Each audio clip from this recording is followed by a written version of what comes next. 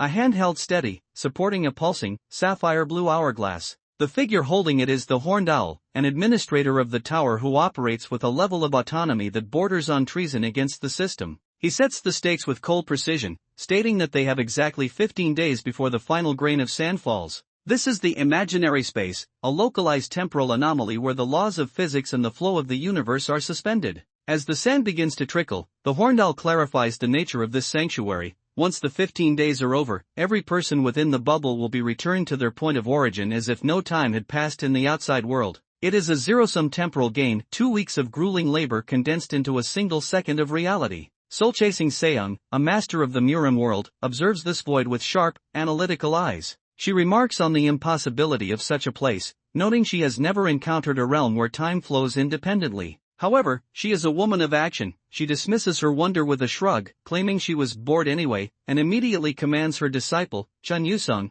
to prepare for the hell she is about to unleash upon him. A system notification formalizes this ordeal, a special quest to train for 14 days and 23 hours, promising a significant reward of 10 stat points for those who endure. While Seong begins her instruction, the protagonist, Kang Jinhyuk, approaches a figure of mythic terror, the Heavenly Demon. The master is skeptical, his brow furrowed as he asks why Jinhyuk sought him out instead of the Dark Emperor. Jinhyuk's response is a masterclass in manipulation and sincerity. He explains that Heavenly Demon simply wouldn't deal with him if he hadn't taken this specific, aggressive path of pursuit. Heavenly Demon accuses Jinhyuk of being opportunistic, but Jinhyuk pivots to an argument based on a chain of absolute trust. He tells the Heavenly Demon that he is the only person Jinhyuk's own master Dark Emperor listens to, and his master is the only person Jinhyuk himself trusts. This logic of respect and lineage pierces the demon's pride. He agrees to the training but offers a grim caveat: he is not a talented teacher. He draws his blade, a streak of cold, blue light, and places the burden of growth entirely on Jinhyuk's shoulders, stating that while he will give his all,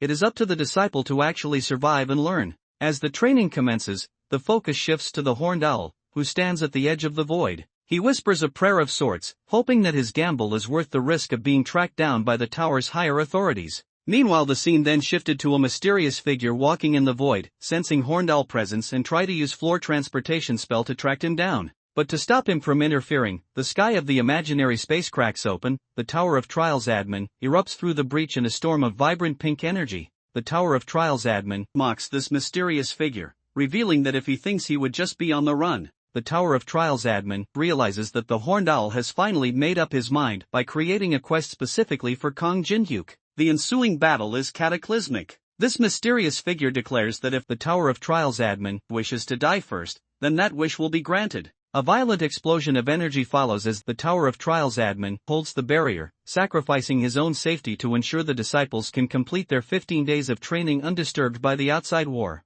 The narrative fast-forwards to the 10th day in the imaginary space. The transformation of the disciples is profound. Chun Yusung has undergone a radical shift in combat philosophy. He has learned to wield his sword left-handed, a move designed to grant him unparalleled flexibility and the ability to strike from angles his opponents can no longer predict. In a rare display of master-disciple affection, Seong presents him with the legendary sword Willow Blossom. Jinhyuk watches this exchange with a dry wit, musing that a good sword always finds its rightful owner and noting that Yusung seems to be a magnet for high-tier weaponry. Jinhyuk's own progress is quantified by the system. Your proficiency in Heavenly Demon Divine Arts has increased. He reflects on the audacity of his actions. He knows his primary master would be upset to learn he sought outside tutelage, but the chance to learn the Heavenly Demon Divine Arts from the source was a rare opportunity he could not let pass. He has become a vessel for two conflicting, godlike powers. As the sand in the hourglass runs out, the Horned Owl prepares to depart. Jinhyuk, sensing the change in energy, asks if he is leaving so soon while everyone else is still asleep. The owl explains he has business to tend to and cannot stay to see the final results of his gamble. There is a moment of genuine connection between the user and the system. The owl admits it was fun to see Jinhyuk take on the challenges created by the administrators. He claims he would watch forever if he could, but his time is up. In a final gesture, he tosses his wooden mask to Jinhyuk, a trophy and a token of respect. He promises to keep watching as an old fan before dissolving into a pillar of blue light. Jinhyuk looks at the mask and smiles, realizing the godlike administrator was, in essence, just a normal guy who enjoyed a good show. The group is violently expelled from the White Void back into the Nurim Forces territory. The transition is so jarring that Seong stumbles, gasping that the last 15 days felt like a dream. but the strength in their limbs is real. Jinhyuk approaches the massive, iron-bound doors of the Xiaopei fortress. Inside, the fortress is a graveyard of rusted steel and broken dreams. Jinhyuk activates his Eye of Gluttony to scan the titan standing in the center of the hall, Lubu Fengxian. The system reveals a level 212 legendary hero with astronomical stats, including a strength rating of 155 and a horse riding stat of 203.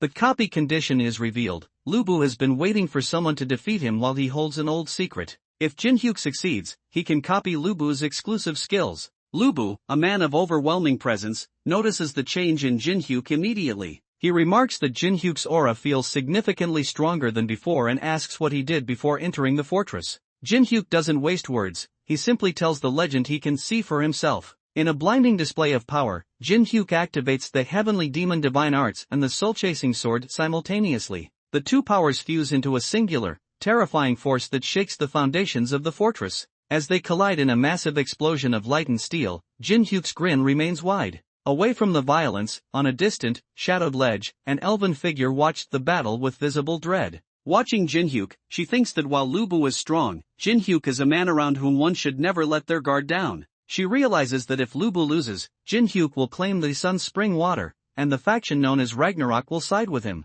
To prevent this shift in the balance of power, she decides to destroy the moon's spring water, a sacred item that permanently increases mana recovery by 25%. She pours the liquid out, knowing its effects will be nullified when mixed with an opposite element. Her desperate act of sabotage highlights that Jinhyuk's rise has now made him the primary target for the tower's most powerful factions.